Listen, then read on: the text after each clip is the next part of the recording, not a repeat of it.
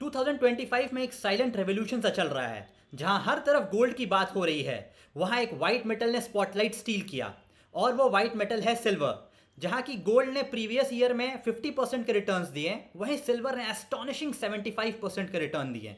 London में silver के physical stocks multi year लो पे हैं। सिल्वर का सप्लाई डेफिसिट जो कि बहुत सालों से चला आ रहा है, वो इस साल और गहराता दिख रहा है, क्योंकि सिल्वर के जो इंडस्ट्रियल यूसेज हैं, नए नए सेक्टर्स आने की वजह से, आर्टिफिशियल इंटेलिजेंस या सेमीकंडक्टर आने की वजह से इंडस्ट्रियल यूसेज स्काई रॉकेट हो गया है।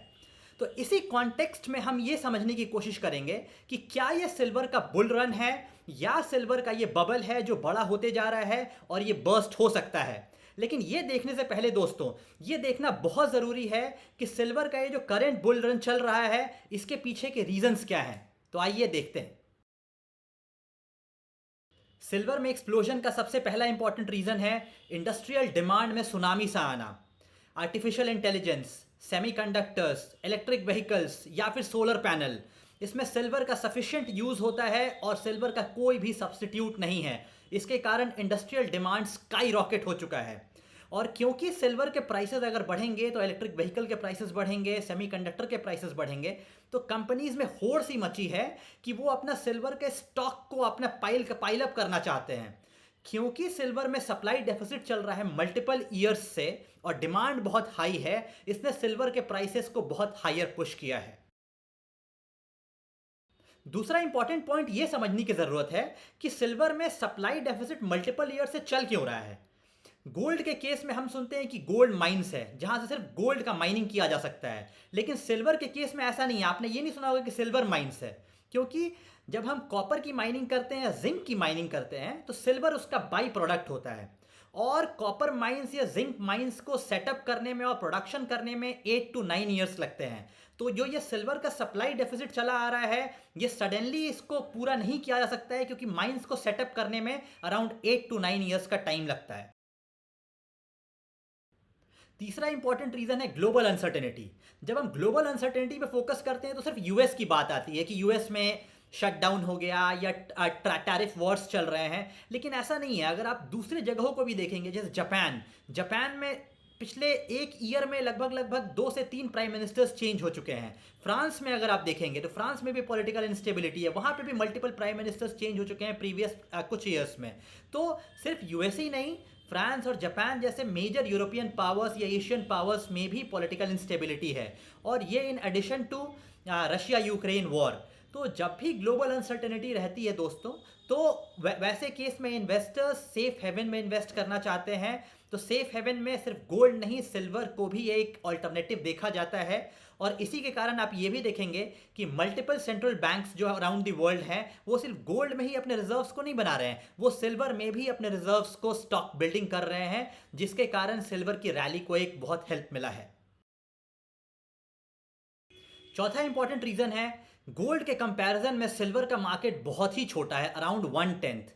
तो छोटा मार्केट की होने की वजह से वोलेटिलिटी बहुत ज़्यादा रहती है। जब भी कोई डिमांड सर्ज आता है तो प्राइस बहुत ही ज़्यादा तेज भागता है, या फिर जब डिमांड उतना नहीं रहता है तो प्राइस उतनी तेज़ी से गिरता भी है। तो ये भी एक फैक्टर है जिसने सिल्वर के प्राइसेस को बढ़ाने में हाल में मदद किया है। तो हम अपने लास्ट और सबसे इंपॉर्टेंट पॉइंट पे आते हैं कि जो सिल्वर की ये रैली हुई है, क्या ये एक स्ट्रक्चरल बुल रन है या बबल फॉर्मेशन है। अगर हम अपने पहले के पॉइंट्स को एनालाइज करें, इंडस्ट्रियल एक्टिविटी, तो जो भी नए सेक्टर्स हैं जैसे कि सेमीकंडक्टर्स, आर्टिफिशियल इंटेलिजेंस, चाहे वो इलेक्ट्रिक व्हीकल्स हो, चाहे वो सोलर पैनल हो, ये ऐसे सेक्टर्स हैं जो आगे जाके बहुत ही ज़्यादा मैसिवली एक्सपैंड करने वाले हैं, जिसके कारण सिल्वर के डिमांड में बढ़ोतरी होने वाली है और डिमांड कंटिन्यूएशन रहने वाला है। दूसरा इंपॉर्टेंट पॉइंट कि सिल्वर का जो एग्जिस्टिंग माइंस हैं वो डिप्लीट हो रहे हैं, और नए माइंस आने में लगभग लगभग 7 से 8 ईयर्स का टाइम लगता है। तो जो ये मल्टीपल ईयर से सप्लाई डेफिसिट चला आ रहा है, वो आगे भी जाके कंटिन्यू रहने वाला है, जिससे कि सिल्वर का डिमांड कंटिन्यू रहने वाला है। तीसरा इंपॉर्टेंट पॉइंट अगर आप एनालाइज करेंगे दोस्तों, तो central banks across the world ये कोशिश कर रहे हैं इंटरेस्ट रेट को रिड्यूस कर रहे हैं। चाहे आप आरबीआई को देखें या फेड के डायरेक्शन को देखें, वो इंटरेस्ट रेट रिडक्शन की तरफ जा रहे हैं। अगर इंटरेस्ट रेट रिड्यूस होगा तो उसके कारण फिक्स डिपॉजिट का जो इंटरेस्ट है वो रिड्यूस होगा, बॉन्ड्स के इंटरेस्ट रिड्यूस होंगे।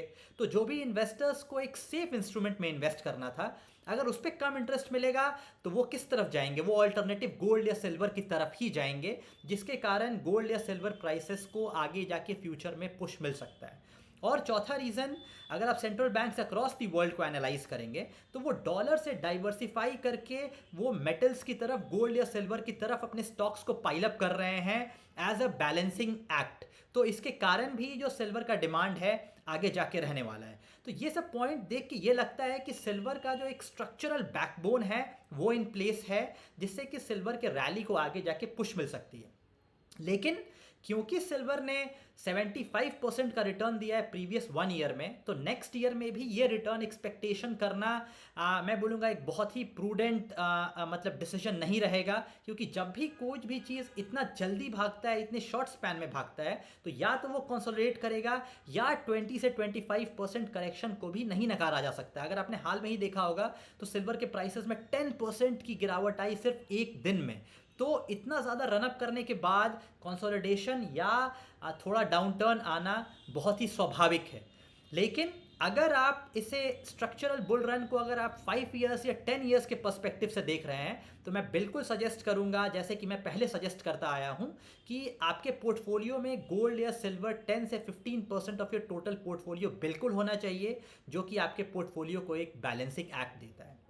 और लास्ट में दोस्तों, वीडियो ख़त्म करने से पहले मैं आपसे ये रिक्वेस्ट करूंगा, मैं बहुत बार लाइक या सब्सक्राइब करने के लिए चैनल का आपको रिक्वेस्ट करना भूल जाता हूं। इसका मतलब ये नहीं है कि आप लाइक और सब्सक्राइब नहीं करेंगे, क्योंकि मेरा बहुत ही छोटा चैनल है, आपका सपोर्ट की मुझे बहुत ज़्यादा ज़रूरत है। अगर आपको ये वीडियो पसंद आया तो बिल्कुल लाइक और सब्सक्राइब करें।